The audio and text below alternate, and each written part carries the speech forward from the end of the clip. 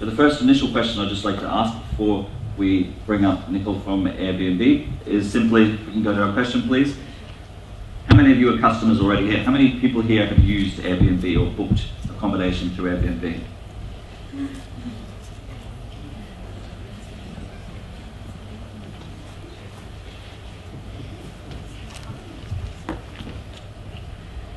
Seeing your customer base there.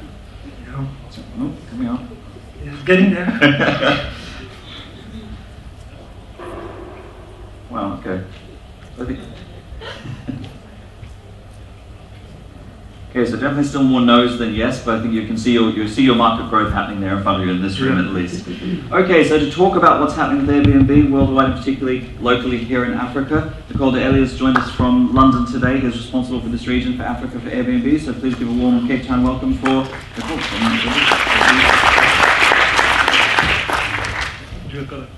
The clicker is there on the table. I'll just open up questions as well. I think we need to go back the slides. Okay. Hi everyone, and thanks for having me here today. What I'm going to talk about today is a little bit about the story of Airbnb and why I think South Africa and the rest of the continent are important for the next phase of our growth. This is San Francisco. Every year, 16 million people go to San Francisco. In particular, this is Alamo Square. Most of the tourists go to Alamo Square because they want to have a great view of the city, but also to see the painted ladies, which are these colored houses here that we can see. But most people don't stay in these houses. Instead, they stay downtown where traditional accommodation is. But what if instead they could stay here, maybe in this greenhouse here? And this is the whole idea of Airbnb. It's by providing the opportunity to travelers to staying in other people's homes and experience an authentic way of traveling. This is why today we, with a click of a button, people can stay in over 1.5 million homes all over the world. And this is how it all started. This is the living room of two of our founders, Joe and Brian. They moved to San Francisco 8 years ago, and they soon realized they could not afford the rent.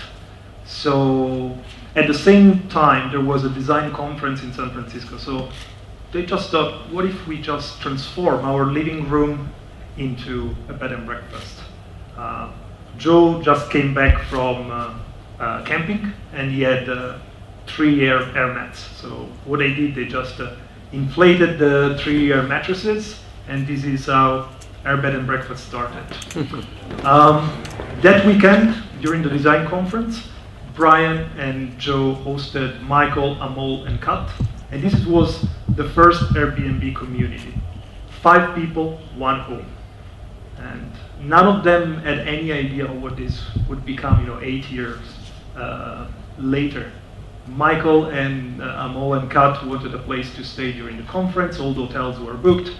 And Brian and Joe want something to pay their rent. This is actually the first version of the website. You can see that web design has changed a lot in the past 8 years. I also want to tell you what has happened since then. This is a map that shows the numbers of listings that we have. Each different color represents the numbers of listings in the various cities. So I'm going to fast forward to what we have got today.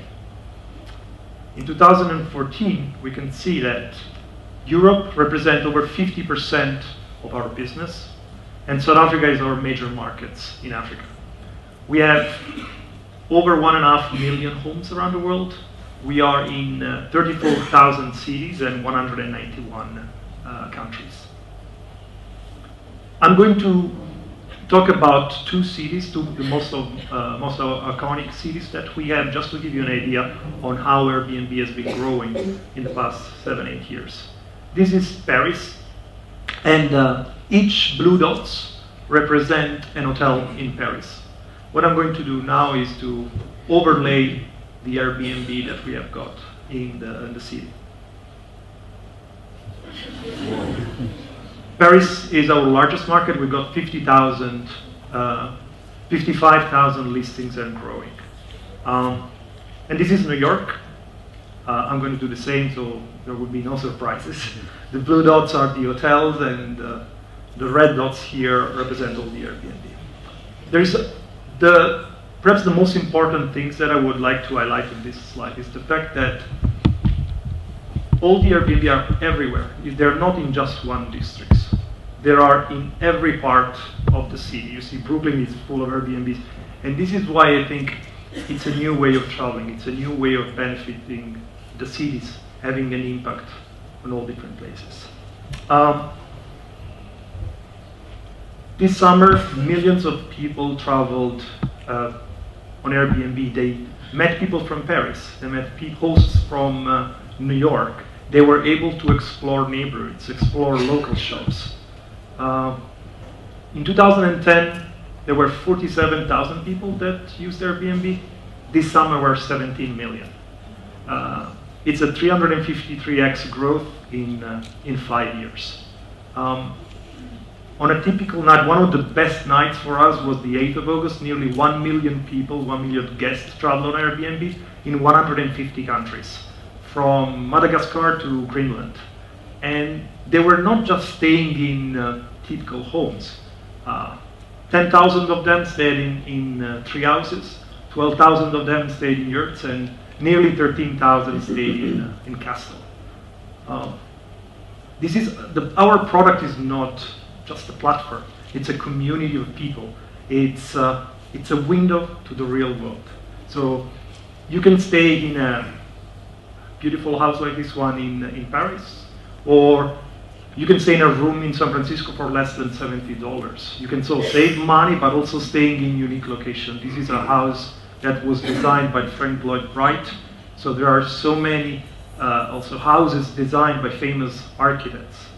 You can be a king in a day and be in a castle, or you can make your inner kid to get out and stay in a treehouse. You can stay in a family in Japan, or you can feel like an artist in Tokyo, in Paris, sorry. The other things that we have tried to do is to unlocking certain location that has been cut off from the traditional tourism industry for certain travelers. So in April, we launched in Cuba. And now we got over 2,000 listings in Cuba. It's one of our fastest growing market. We did not invent home sharing in Cuba. There has already been casas particulares, thousands of them for many years. What has changed is the possibility for people in Cuba to be online, to share their culture, to share their homes, and to become some micro-entrepreneurs, despite all the difficulties that a market like Cuba has. Low internet penetration, accessibility of reliable payments. So what we want to do is not to change the interest, just making sure that people in Cuba can embrace the world, become small entrepreneurs, and share their culture and their city with all the travelers in the world. And here are some of the listings that we have here in Africa. There's a treehouse in Tanzania, a boathouse here in Western Cape, or a cool cottage here in Cape Town. Here in Cape Town, with a low budget, you can get a standard service apartment or a very cozy studio with a fantastic view. Or if we go higher end, with $300, you can get a suite in a hotel, or you can have 3 bedrooms, villas with beachfront. You can bring all your families and friends. This is our product. So this is Michael. I met Michael last time I was in Johannesburg a couple of months ago. He's one of our hosts. We got rich profiles. There are reviews. We mentioned before reviews. These are the currency of our platform. And these are transactional reviews. So our guest and host have got 2 weeks to leave a review after they completed their trip. And they will see only once both guest and host have published the review. Guests and hosts can start knowing each other before the trip starts, so you can start messaging. And there are over 50 million people that have used Airbnb, and this has been possible because of one thing: trust. we have been trying to implement several features to increase trust and security, to make sure that guests and hosts feel comfortable in accepting strangers into their place. We got verified ID, which is a way to connect the online and offline identity of people. So you got your online identity, but then you will connect it through with your driving license or national ID. We got a trust and safety team of 150 people that works 24/7. We got reviews and messaging, so you can start knowing your guest and your host beforehand. And we got host guarantee. Host guarantee is a protection up to $1 million that is available for hosts in rare case that there are damages into their places. Last time I was here, we started discussing about the opportunity of rolling out host guarantee also in South Africa. And I'm happy to announce that host guarantee is available in South Africa and Kenya as well. And we are working to roll it out also to other markets. This is an idea, again, to work closely with the community and make sure that trust and security is really at the core. And we got secure payment system. Airbnb, as I said, is not just a platform. It's when you bring tourists, when you bring people, when you open up the internet to the city. This is why in the past few years we have been working with several cities around the world. These are 9 cities that we have been closely working with. And these 9 cities plus the whole country of France have changed their legislation in order to recognize and incorporate house sharing. What we have been doing with the tourism board, cities, municipalities, governments, the idea is always the same, is trying to bring more tourists, places like Cape Town, South Africa, the rest of the continent, and providing them with unique experiences. With the city of Amsterdam, we've been closely working for a few years, and they had one issue. They wanted to bring people, tourists, in different areas of the city. So what we did, we helped them to disperse tourism in different areas, not just the route that they were looking for. So we were promoting events, providing incentives to tourists to explore new areas. We also wanted to help cities to manage the peak in demand that they might experience in certain period of the year. So in 2014, million people went to Brazil to celebrate and watch the World Cup. We've closely worked with the municipality of Cuiabá, and the idea was, let's try to increase the numbers of homes. And in 2 weeks, we were able to bring 2,000 homes without building any new infrastructure, just to manage what was the excess in demand during a particular event. With the city of Tel Aviv, we recently launched a digital guide. We already launched digital guides for the city and neighborhoods with other cities, but this was the first time that we did with the municipality, with the city, with the tourism board. In other cases, we did with our community. So this is the idea. We want to closely work with tourism board, with cities, with governments, to prove that there is a positive impact to the city, to local households, by bringing new people into the city. How are we doing in Africa? We have been growing more than twofold year on year. This is faster than in the United States. In South Africa alone, we got 11,000 listings. When I was here a couple of months ago, we were less than 10,000. In South Africa, we have increased outbound tourism by 170% and inbound tourism by over 250%. These are just the numbers for South Africa. If we look at the global trend, what is going to happen in Africa? In the next 5 years, the number of tourists traveling to Africa will increase by 25%, and numbers of tourists traveling from Africa will increase by 30%. This is why it's becoming definitely a big opportunity for the next phase of our growth. But it's not just about numbers and figures. What Airbnb is trying to do is to create a sense of belonging. We want to create a world where everyone can belong anywhere when they travel by staying in other people's home. we want to be present in every country in Africa and deliver unique experiences.